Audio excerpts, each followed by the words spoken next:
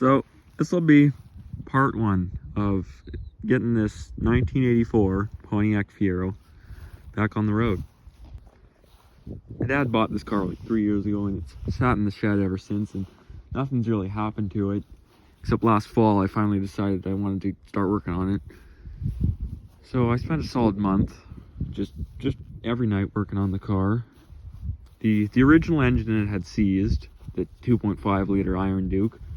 So they had put in an identical replacement one, another 2.5 liter Iron Duke, and they'd only about halfway hooked it up. It's missing so many computers and wires and crap like that. And, you know, I ain't no mechanic. Just whatever I find on the internet is what I learned. So I had no idea how to get that going. And 2.5 liter, it's an alright engine. It's a really reliable engine, but it's so underpowered. And this is a nice sports car. And I don't want to have no 2.5 liter in it. So I bought a wrecked Buick, being totaled in the front, with a good 3.8 liter V6, which is the most common swap for these Fieros, and I want to put that in there.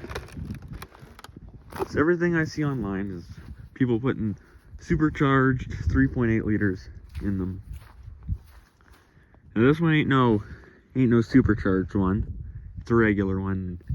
You know, I ain't looking to make the world's fastest Fiero that you take to the drag strip and beat Dodge Challengers with. I'm looking to get this car where, you know, you could put your foot down when you get on the highway and she's got some power. That's all I'm looking for out of this car. And she'll be nice. So what I'm looking to do this evening is just get kind of whatever I can out of here. That's just on top. You know, I ain't ever pulled an engine before. I ain't ever put an engine in a car before. So this will be a good learning thing for me. So I'm going to start with this engine, and then I'm going to get to the Buick and take that one out and put it in. So if I screw up doing this, it's not the end of the world, because I don't care about this engine as much.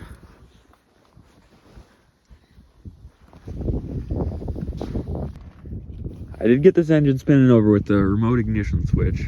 I couldn't get it to start by the key. That does nothing. But it's got no fuel coming to the fuel injector there, no spark. So it's missing just all kinds of computers. Like, this is what I took from the original engine, and it's missing that. What a mess. Like, even for a car from 1984, I'm surprised it just got everything controlled by computers. And I want to have this car like safetied and on the road someday. So I got really lucky, because I'm from Canada, and most old cars here just completely get rusted out. This one, it's got a bit of surface rust on it, but the frame is still pretty solid, so she'll be safetyable. Except for there where the battery sat, where that's just completely got eaten away by the battery acid. But you can weld some new metal in there and she'll be good.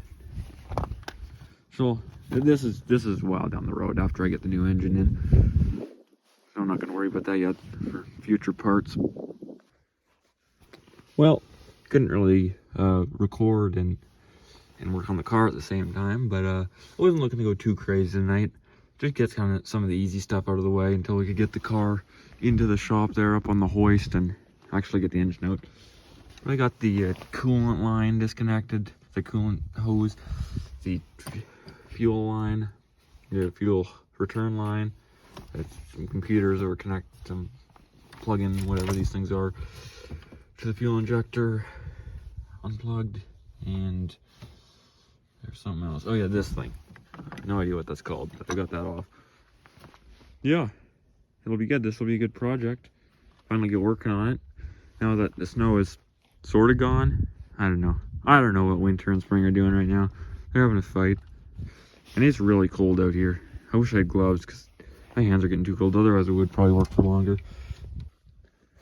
But yeah, I'm hoping when I do get the engine out, I'm going to be able to keep the transmission this thing has. It's got a 4-speed manual, and I really want a car with a manual transmission. It'd be really fun.